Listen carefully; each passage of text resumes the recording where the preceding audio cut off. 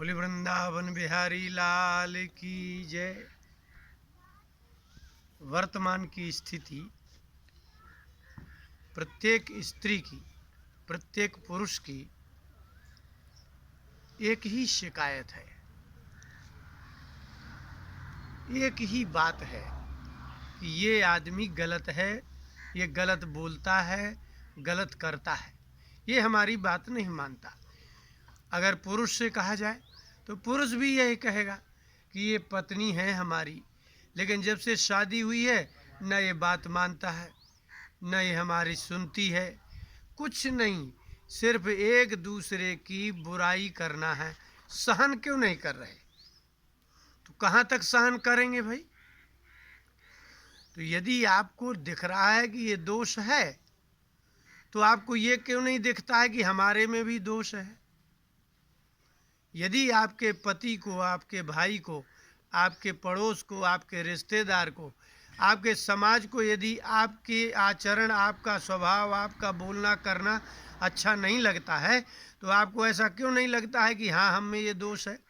उस सामने वाले को ही आप दोषी ठहरा देते कि वो तो हमारी बुराई कर रहा था। किसी भी पुरुष को आप ये अगर बताना चाहें कि आपने जो कहा है ये ठीक नहीं है, आपने जो किया है ये ठीक नहीं है, और आपने जो बोला है ये भी ठीक नहीं है। आदमी तीन ही प्रकार का काम करेगा, वाणी से, शरीर से और मन से। तीन ही करेगा और कोई नहीं करेगा। तुलसीदास जी ने एक युक्ति बताई समझदारी की।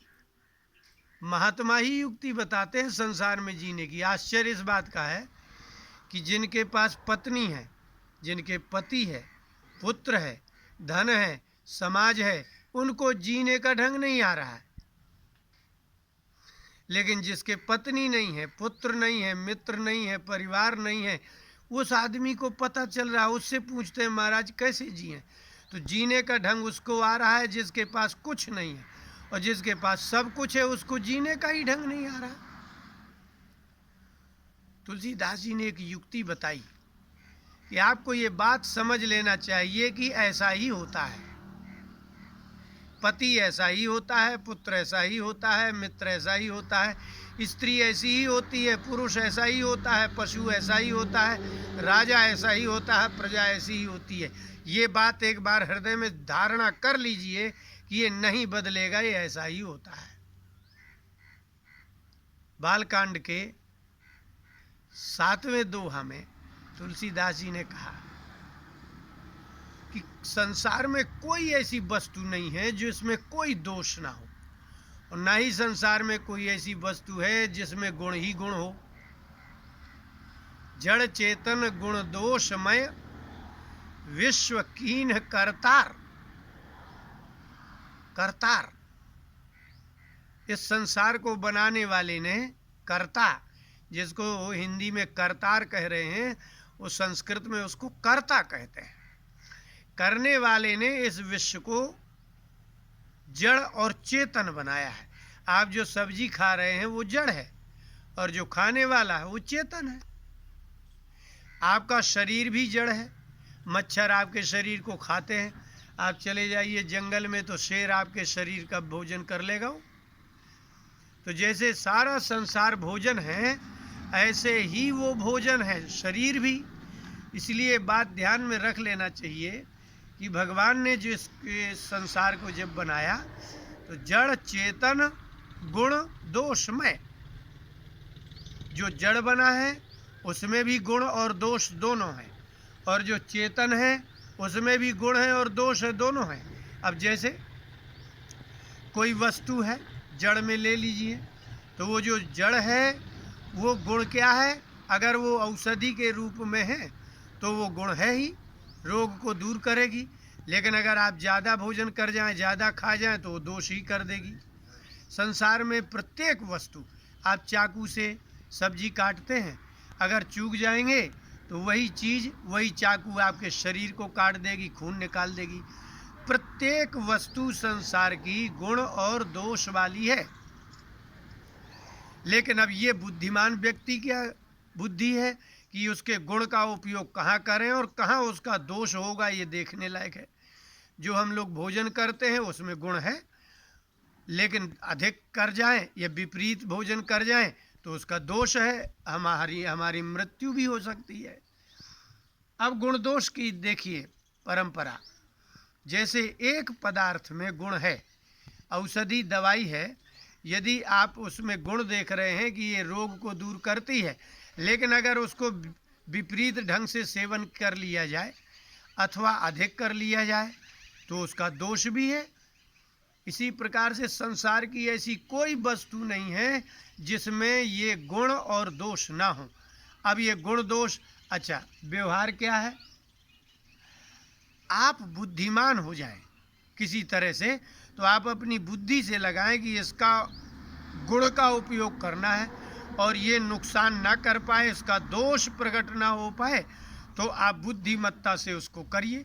इसलिए ये बात बुद्धि में डाल लेना चाहिए कि जितने पुरुष हैं उनमें सब में गुण है, सब में दोष है।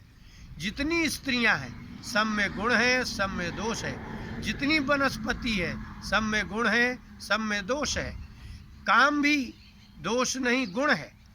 यदि आप संतान उत्पत्ति के लिए, परिवार चलाने के लिए, शरीर व्यवस्थित रखने के लिए यदि उपभोग करते हैं तो काम जीवन है। यदि अधिक काम हो गया तो आप कामी कहलाएंगे, संसार आपकी निंदा करेगा। और दोष, यही दोष हो गया। लोभ गुण है, अगर आप संग्रह करते हैं पदार्थों का तो आपके लिए वो काम आएगा, तो वो गुण है लोभ। तो आपके घर में सामग्री मिलेगी, आपत्ति काल के लिए धन एकत्रित कर लीजिए। लेकिन यदि आपने अधिक लोभ कर लिया कि खुद भी नहीं खाया, दूसरे के परिवार को भी नहीं खाने दिया, अपने को भी नहीं खाया, तो वो दोष है। क्रोध आत्मरक्षा के लिए यदि आप करते हैं तो वह क्रोध गुण है। लेकिन यदि आप जब चाहे क्रोध करते हैं, चाहे जिससे क्रोध करते हैं, बात बात पर क्रोध करते हैं, तो आपका दोष है। ऐसे ही मोह, यदि आप परिवार पालन के लिए मोह करते हैं तो वो गुण है, ममता है। लेकिन यदि आप इतना मोह करते हैं कि उनके पीछे कुछ भी कर सकते हैं तो ये दोष है। इसलिए यहाँ प्रत्येक गुण, प्रत्येक दोष, एक ही वस्तु में, एक ही व्यक्ति में गुण और दोष हैं। लेकिन इन गुण दोष का पहचान कौन कर सकता है? तुलसीदास जी ने कहा इस संसार में सभी लोग बुद्धिमान नहीं होते। संत हंस गुण गहहि पय परिहरि बारी विकार। दूध में आप पानी मिलाते हैं तो आप दूध में पानी तक मिला सकते हैं, लेकिन आप दूध से पानी नहीं निकाल सकते। आप संसार में गुण और दोष का निर्माण किया गया है प्रत्येक वस्तु में, लेकिन आप उसका दोष नहीं निकाल सकते, इसका मतलब ये निकला। और गुण अलग से नहीं कर सकते, ये भी मतलब निकला। तो जो संत जैसे बुद्धिमान हंस होते हैं इस संसार में, वो गुण गुण ले लेते हैं। जैसे दूध और पानी मिल जाता है तो हंस एक, जैसे नेवला सर्प की दवा जानता है, खा करके उस वनस्पति को फिर सर्प को मारता है, इसी प्रकार से हंस भी एक संजीवनी बूटी जैसे जानता है। उस दवा को लाता है चोंच से और दूध और पानी में डुबो देता है, तो पानी अलग दूध अलग, वो छेना जैसा अलग अलग निकल आता है। तो जो संत जैसा कोई हंस होगा तो संसार के गुण गुण को ग्रहण कर लेगा और इसका जो दोष दोष है उसको छोड़ देगा। गुणों की ही कीमत है, गुणों की ही उपयोगिता है। आपको किसी मालिक के यहाँ नौकरी करने जाना है तो आपके दोषों का उपयोग कैसे करेगा? वो दोष का तो उपयोग कहीं संसार में होता ही नहीं, हमेशा गुणों का ही उपयोग होता है। आप गए, मालिक ने पूछा कि आप क्या करते हैं, कितना पढ़े लिखे, क्या कर सकते हैं, इतने घंटे काम करना होगा।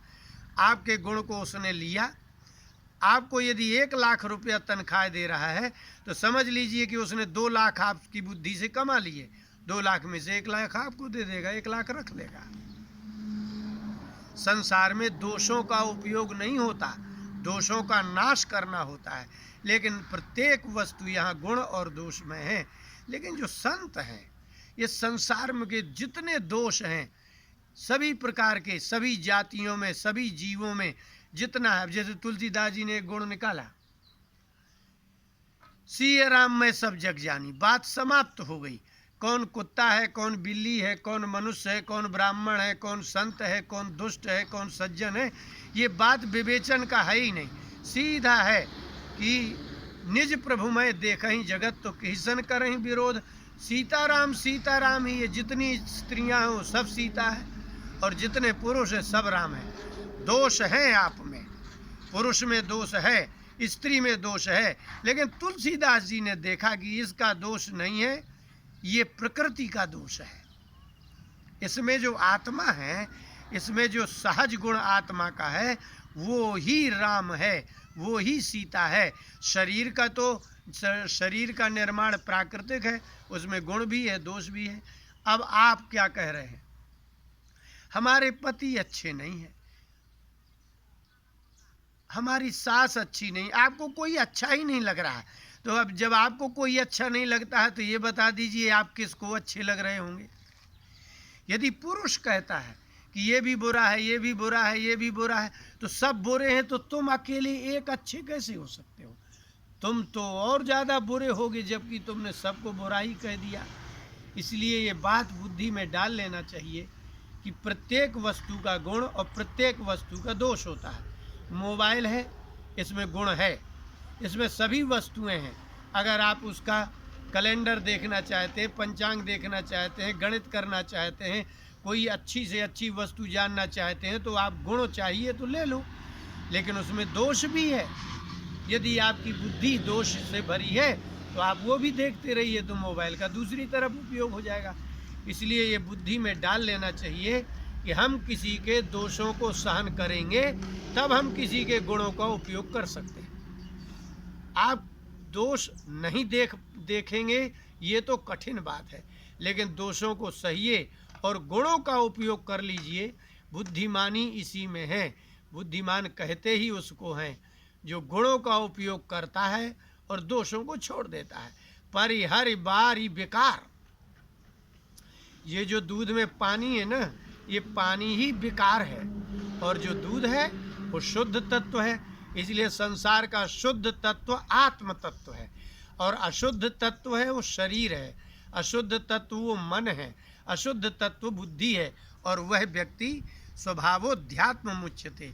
स्वभाव का परिवर्तन, यदि आप अपने स्वभाव को नहीं बदल सकते हो तो दूसरे के स्वभाव को कैसे बदल सकते हो? क्या किसी को सदा बुरा कहने से आप बदल पाएंगे? नहीं बदल सकते। इसलिए बात बुद्धि में डाल लीजिए कि संसार का चाहे जड़ हो और चाहे चेतन शरीरधारी हो, सब में दो दो चीज़ें हैं, गुण भी है और दोष भी है। आप उसके गुणों का उपयोग करने की बुद्धि जागृत करिए, महात्माओं के पास रहिए, उस संतों के पास जाएंगे तो वो विवेक बुद्धि देंगे, तो संसार का दोष छूट जाएगा और गुणों का उपयोग होगा। तब आपका मन सदा प्रसन्न रहेगा, न आपको कोई बुरा कहेगा, न आप किसी को बुरा कहिए, और आनंद से जीवन व्यतीत करिए। बोली वृंदावन बिहारी लाल की जय।